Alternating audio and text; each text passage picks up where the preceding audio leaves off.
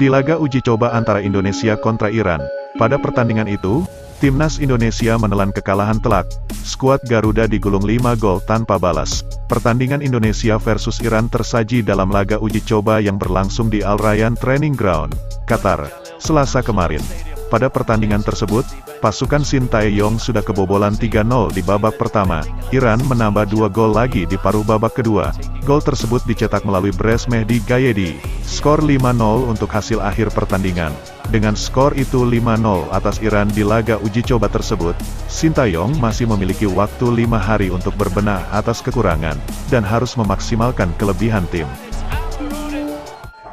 경기 결과는 사실 실망스럽지만 우리 선수들은 너무 열심히 해줬고 경기 내용은 생각보다 잘해줘서 괜찮다 그렇게 생각하고 있습니다. 분명히 오늘 경기에서 우리 수비진들의 보이지 않는 미스테이크 3개나 하면서 사실 실점을 3골은 그냥 우리가 헌납했다고 생각하고 있고, 아무래도 우리가 밀리는 경기 그러다 보면 공격수들의 골 넣을 수 있는 기회가 적어졌는데 실질적으로 이제 우리가 모든 경기에 좀 밀릴 수 있는 부분은 많이 생기지만 기회가 와서 골 넣을 수 있는 저는 그런 전술 훈련도 좀 만들어서 나가야 된다. Setelah pertandingan uji coba melawan Iran, Timnas Indonesia kembali mengalami kekalahan telak 5-0 atas Iran. Perlu digaris bawahi, pertandingan uji coba adalah sarana untuk mengevaluasi kekurangan, serta memaksimalkan kelebihan sebuah tim, untuk mematangkan kesiapan tim di ajang resmi Piala Asia, yang merupakan ajang terbesar kedua setelah Piala Dunia. Sintayong mengungkapkan, 3 laga beruntun Timnas Indonesia mengalami kekalahan, dari Libya dan Iran, 6 gol dari Libya, 4 gol diantaranya adalah blunder pemain kita sendiri dari lini belakang. Berikutnya melawan Iran, 5 gol Iran, 3 gol diantaranya juga blunder dari kesalahan lini belakang kita sendiri. Mental serta kepercayaan diri kita sudah sangat baik, saking percaya dirinya. Bahkan pemain belakang kita tidak sedikit pun merasa tertekan saat mendapat pressing ketat lawan di mulut gawang kita sendiri. Itulah gambaran yang kita cari, kepercayaan diri seperti itulah mental kerangka calon tim besar. Hanya saja, kita tidak akan melakukan hal bodoh seperti itu di pertandingan resmi nantinya. Karena ini hanya uji coba, maka kepercayaan diri itulah yang kita bangun untuk menghadapi berbagai macam lawan berbeda. Indonesia menelan kekalahan telak 0-5 dari Iran, justru semakin memotivasi para pemain. Sintayong tidak menjelaskan, siapa saja pemain yang melakukan blunder hingga tercipta 3 gol dari kesalahan sendiri.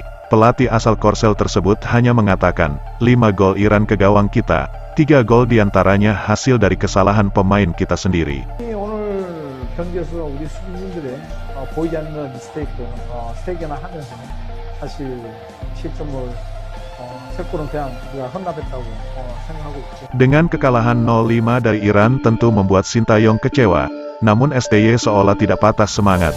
Dia akan segera merotasi para pemain. STY sudah menemukan gambaran matang. Dengan adanya pertandingan uji coba semakin memantapkan line up pemain penting di Piala Asia nanti. Kesalahan fatal itu tidak akan terjadi di pertandingan resmi nanti. Kita menemukan gambaran pertahanan yang sangat kokoh saat melawan Argentina. Kita juga menemukan gambaran saat melawan Libya di babak kedua, Indonesia menguasai bola hingga 61%.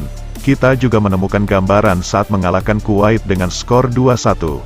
Semua ditampung untuk dipadukan menjadi permainan efektif di setiap lini pada pertandingan resmi nantinya. Hasil skor dari pertandingan uji coba jangan dijadikan gambaran di Piala Asia.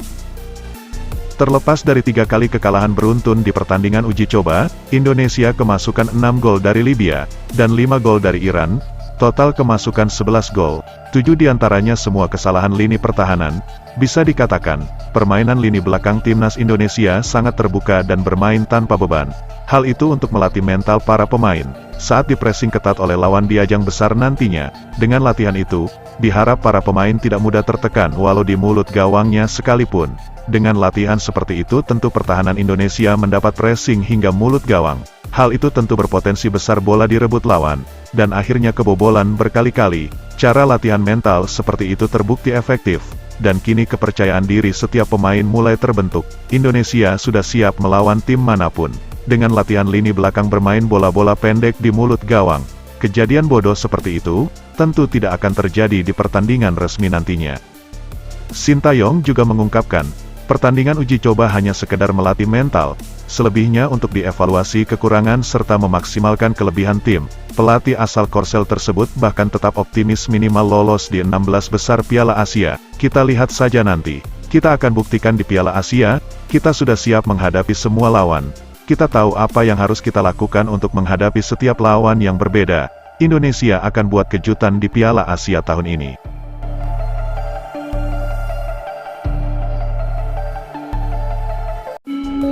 Target mengejutkan timnas Indonesia di ajang Piala Asia, serta kualifikasi Piala Dunia. Banyaknya pemain abroad berkualitas milik timnas Indonesia, menjadikan timnas semakin percaya diri untuk menghadapi setiap lawan di dua ajang berbeda. Piala Asia, serta kualifikasi Piala Dunia. Tidak hanya yakin bisa lolos di 16 besar, bahkan timnas Indonesia yakin akan menembus 8 besar Piala Asia. Target minimal itu bukan tanpa dasar dan alasan saja. Timnas Indonesia sudah memiliki bekal disertai kualitas untuk berbicara lebih banyak di kancah internasional. Berikut pembahasannya.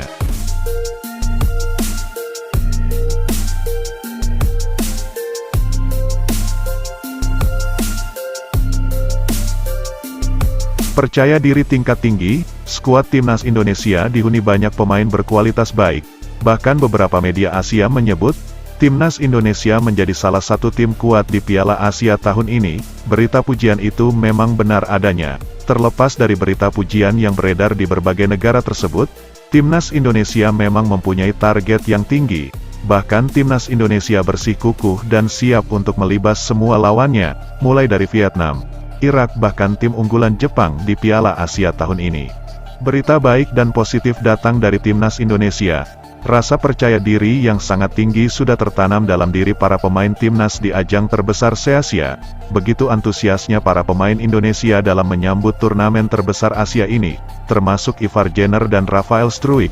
Piala Asia 2024 di Qatar akan berlangsung pada tanggal 12 Januari tahun 2024. Timnas Indonesia tergabung dalam grup D yang merupakan salah satu grup neraka, yang dihuni oleh 4 tim tangguh, yakni Vietnam, Irak, Jepang dan Indonesia. 3 lawan tangguh yang akan dihadapi, tentu menjadi tantangan yang tidak mudah bagi para pemain Indonesia.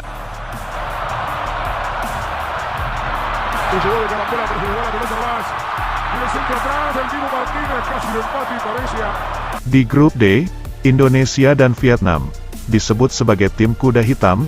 Terkhusus berita yang mengulas kekuatan baru skuad Indonesia.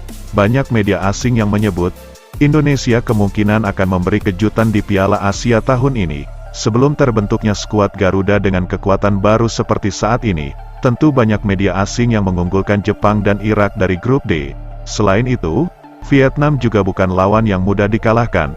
Namun setelah adanya wawancara ringan, yang akhirnya menjadi trending topik di banyak media asing. Berikut wawancara singkat Ivar Jenner, dari salah satu media lokal. Punggawa timnas Indonesia, yakni Ivar Jenner menegaskan, kita sedikit pun tidak takut melawan Jepang, bahkan target kami ingin mengalahkan Jepang. Playmaker muda berpostur 188 cm tersebut menilai, kita, timnas Indonesia, adalah salah satu tim yang kuat dan siap menghadapi semua lawan.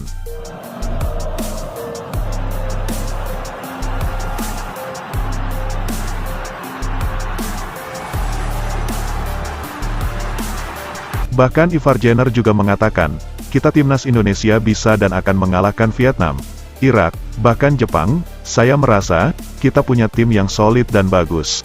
Tapi kita tidak lupa, lawan kita juga tim yang bagus. Saya merasa kita sangat mungkin mengalahkan mereka. Kami memiliki persiapan dan modal untuk mengalahkan Jepang. Jadi alasan itu juga yang membuat kita bersemangat dengan percaya diri tinggi. Kita tim yang solid dan kuat.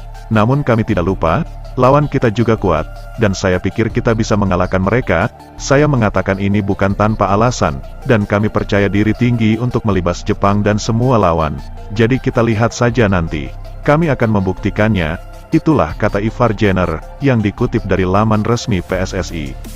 Pernyataan itu tidak hanya diutarakan oleh Ivar Jenner, bahkan winger muda timnas Indonesia Rafael Struijk, dia juga memberikan pernyataan. Timnas Indonesia memiliki peluang besar untuk lolos dari fase grup D. Berikut pernyataan Rafael Struijk. Kami sadar, lawan kita memang kuat, tapi mereka juga tahu, bahwa kita juga tim yang kuat dan bagus. Jepang, Irak, Vietnam dan Indonesia, semua kuat, namun kita sudah siap kalahkan mereka, jadi saya kira kita punya peluang yang sama seperti Jepang. Jepang bisa meraih kemenangan dengan kerja kerasnya, jadi kita berpeluang mengalahkan mereka, asalkan kita siap dan harus bekerja keras. Kita memiliki peluang yang sama, maka kita akan ambil peluang itu. Semoga kita salah satu tim yang lolos hingga knockout stage lebih dahulu. Itulah pernyataan Rafael Struijk, yang juga dikutip dari laman PSSI.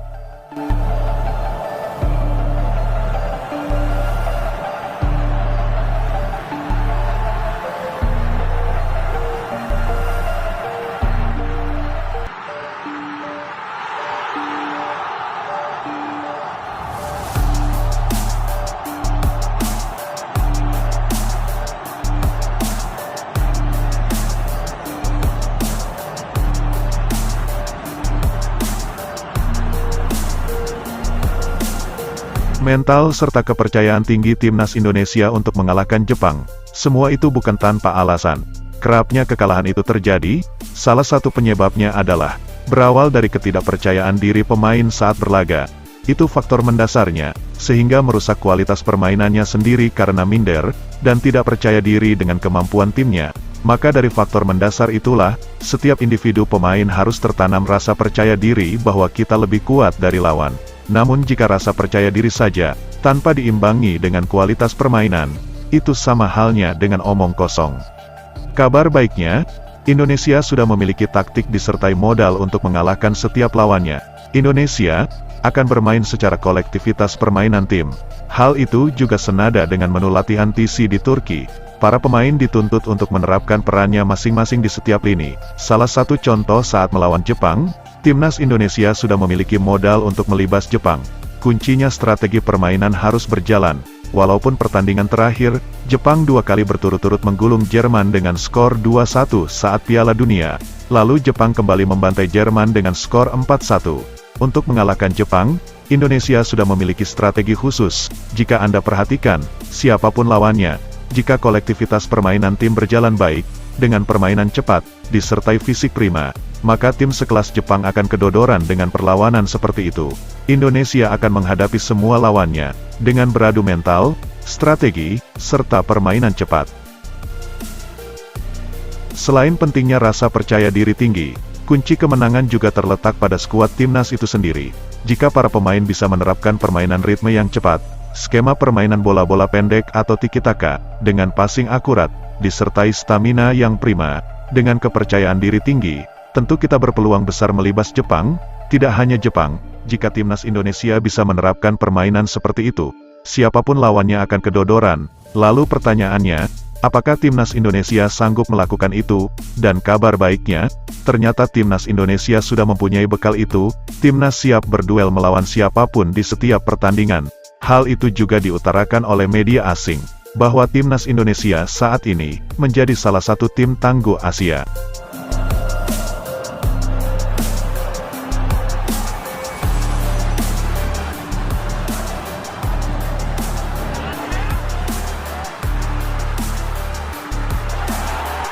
Sebelum meninggalkan tayangan ini, silakan Anda subscribe channel ini, agar Anda tidak ketinggalan semua berita serta jadwal pertandingan terbaru timnas Indonesia.